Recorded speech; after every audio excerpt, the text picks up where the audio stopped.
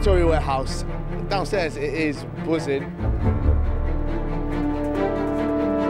I've got to respect what these guys are doing. It's not just turning up on the weekend and just playing. They're not just playing for fun. This is a job for some of these guys.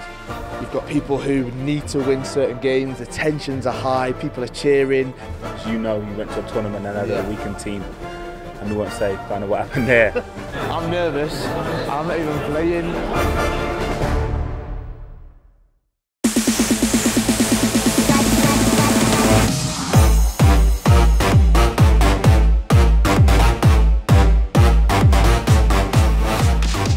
So, the FUT Champions Cup has come home to Manchester. We are at Victoria Warehouse and I'm going to go inside and see everything as it unfolds. There's 128 players in this competition. I've had obviously some practice playing. I know how good these guys are. I've played against some of them who are playing today, so I'm going to try and catch them, see how they're feeling. Oh no, we've got to catch him. Can we do something just quickly? Is that all right? How are we doing? You okay? So, are you, where are you off now? I lost. You lost? Yeah, okay, lost. so after beating me, the amazing big score that you beat me.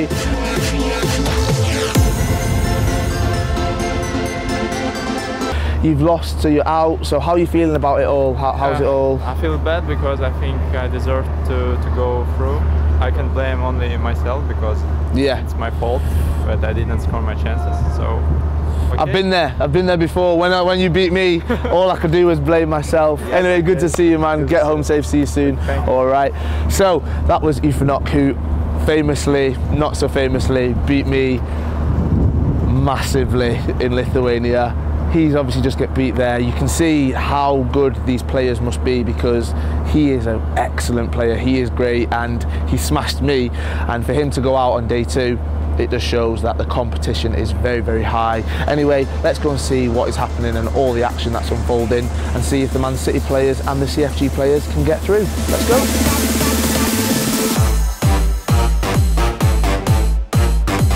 So the tensions are high, I'm not even playing and I'm nervous, having all these people here. The amount of pressure that must be on those players, I've felt it in some way being at a tournament and kind of just knowing how that kind of pressure is. But these guys, this is a big scale, this is a big tournament and yeah, it's tough.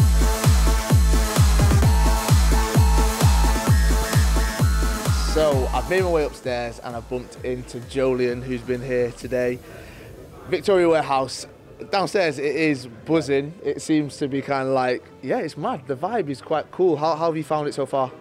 Well, I didn't know what to expect. A lot more organised than obviously that I thought. Obviously the professionals are kept away from, say, the fans that are watching the games. But yeah, it's a great occasion to be involved in. My first time I'm experiencing something like this, so just trying to take it all in.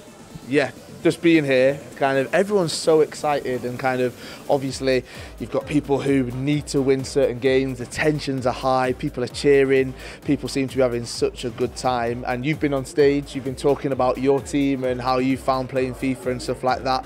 How was that being up there, knowing that you're being streamed out across the world?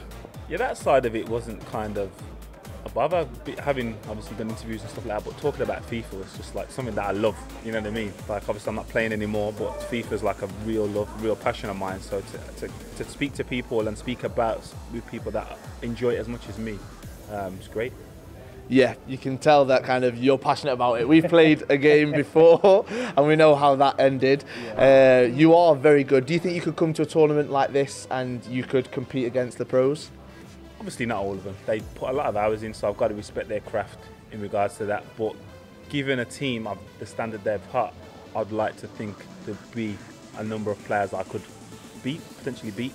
I'd like to think I wouldn't lose every game. Lose every game. Lose every game. But I'm sorry, so sorry.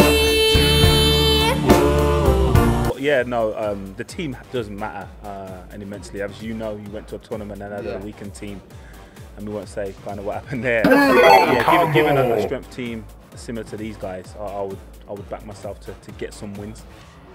Well, you heard it there, he's going to get the wins. Will we see you at a tournament hopefully next year? Hopefully, yeah.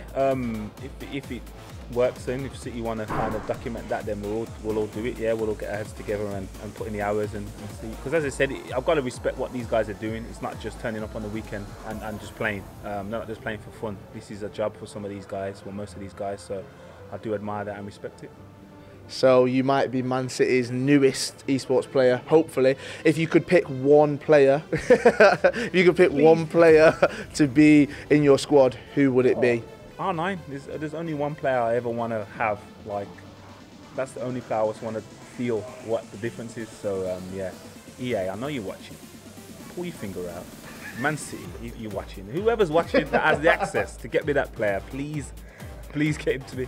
We need to get him R9, it needs to happen. Thank you so much. Cool. We're going to go downstairs, see how the competition is carrying on, because it's day 2 and yeah, people are being knocked out and people look tense and people look upset. So I'm going to go and find some of them and see how they're feeling.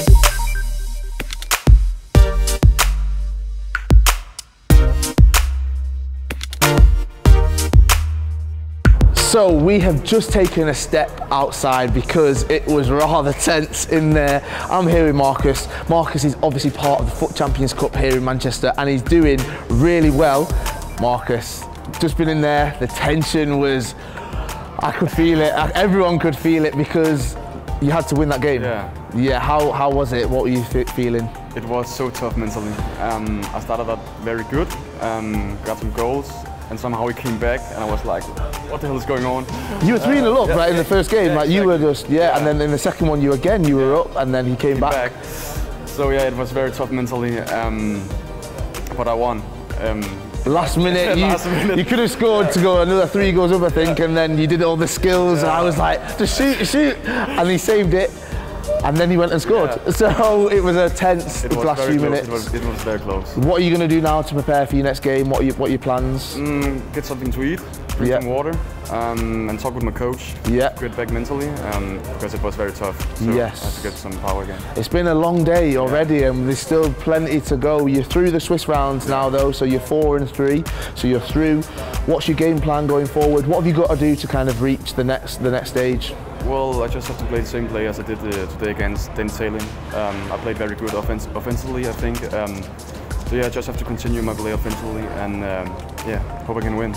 I can see it. Well done.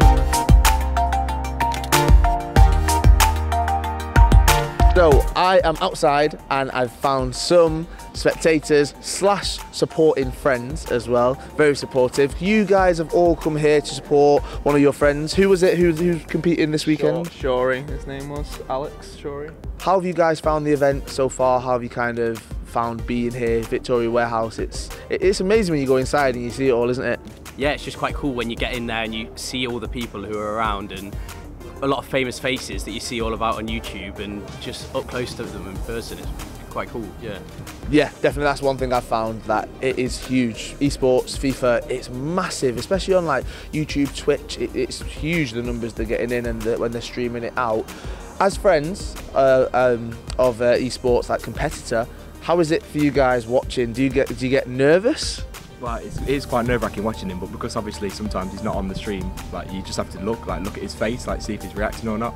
So you can't really tell, but like just, I don't know, yeah, it's just like nerve-wracking because obviously we know how much time and effort he puts into like playing and stuff. It's just... Does he play against you? Would you let him play against you or not? How does that work? Maybe a few years ago I'd be able to compete with him, but not anymore. I played against him last week. He was Saudi Arabia, I was Portugal, and he spanked me, so not playing him again anytime soon. So what a day it has been. It's time for me to sign off. I'm absolutely shattered and I've not even been playing. I don't know how these guys stay focused, stay on it and carry on playing and stay competitive. It's been an absolutely amazing day. As you've seen, it's been busy, the tensions have been high, and there's another day to go. Tomorrow, it's time for me to go because I need to get practicing. I believe I can be back here next year playing in this tournament. Hopefully it's back in Manchester, I can represent my city. Might not do as well as some of these guys, but I'm definitely going to give it a go. So let's get home, let's carry on playing, let's get some more training in. Let's go.